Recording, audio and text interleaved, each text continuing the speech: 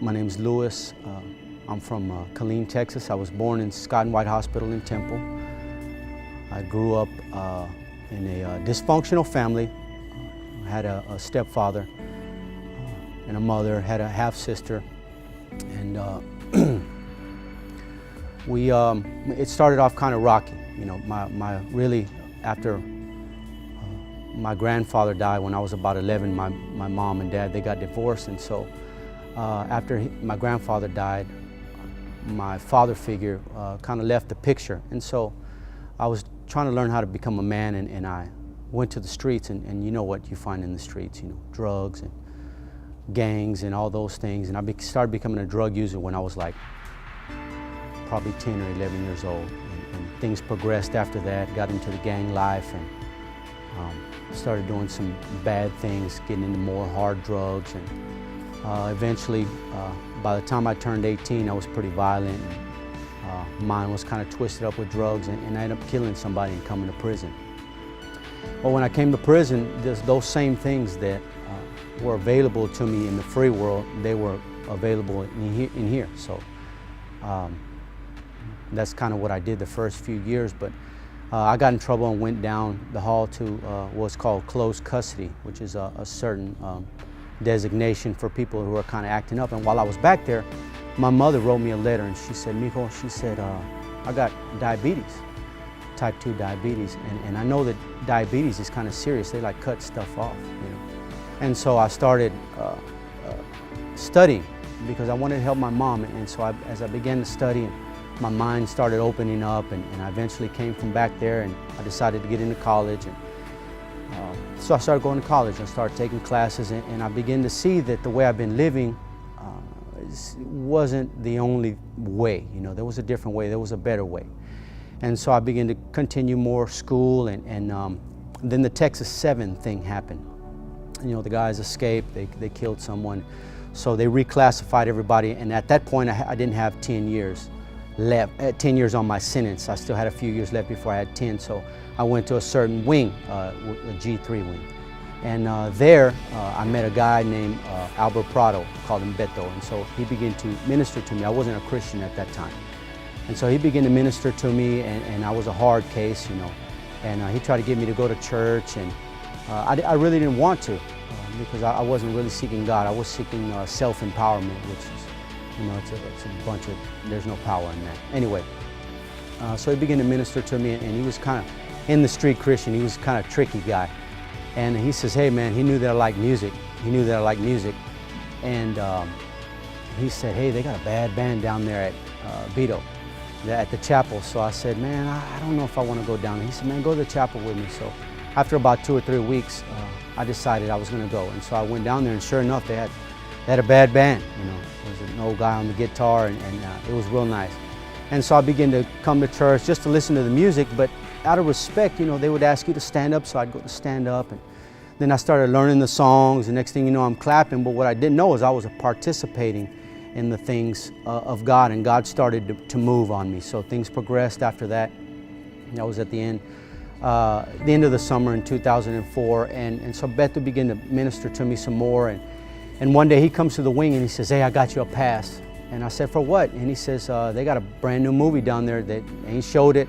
There's about 20 of us. We're going to go special viewing. So I said, okay. So he gives me a pass, and I come down. And when the movie comes on, it's the Passion of the Christ.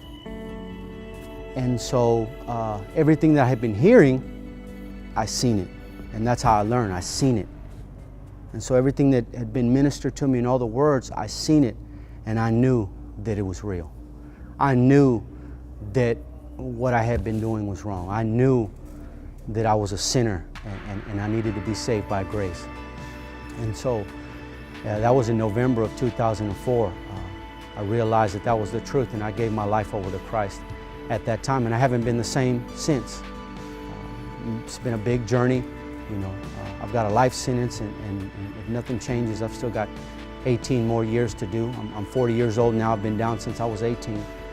And I don't know where I would be at without Christ in my life, because some of the things that I learned growing up, they've been so ingrained in who I was and in my thinking.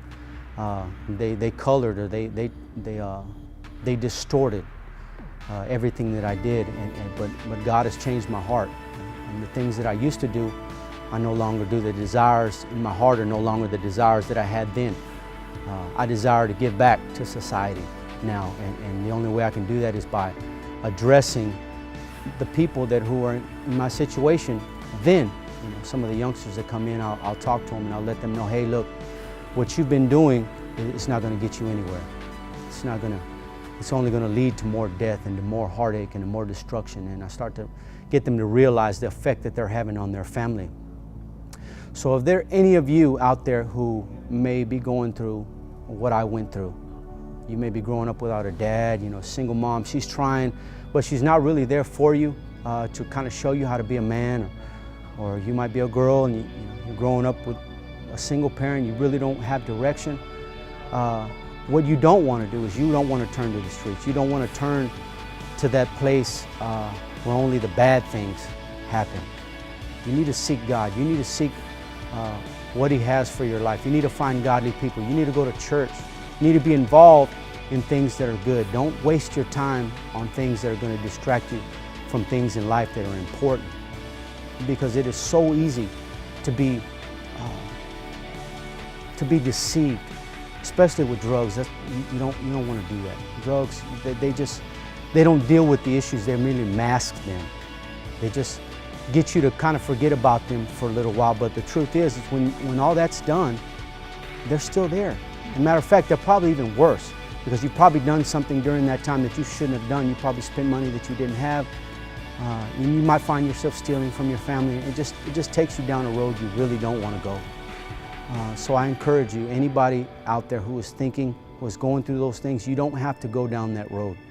There are better ways. There's someone out there who can help you. Don't involve yourself in things that you're gonna regret for the rest of your life. It is so easy to get, like I said, deceived, and then to find yourself in a place like this, facing a life sentence, and you might not ever go home, and you'd be looking back on the rest of your life, wishing and hoping and praying that things could have been different, and they're not. But if you are in that spot and you find yourself and you've done something messed up, things will never be the same. The past is the past, but even though things can't be the same anymore, that doesn't mean they can't be better.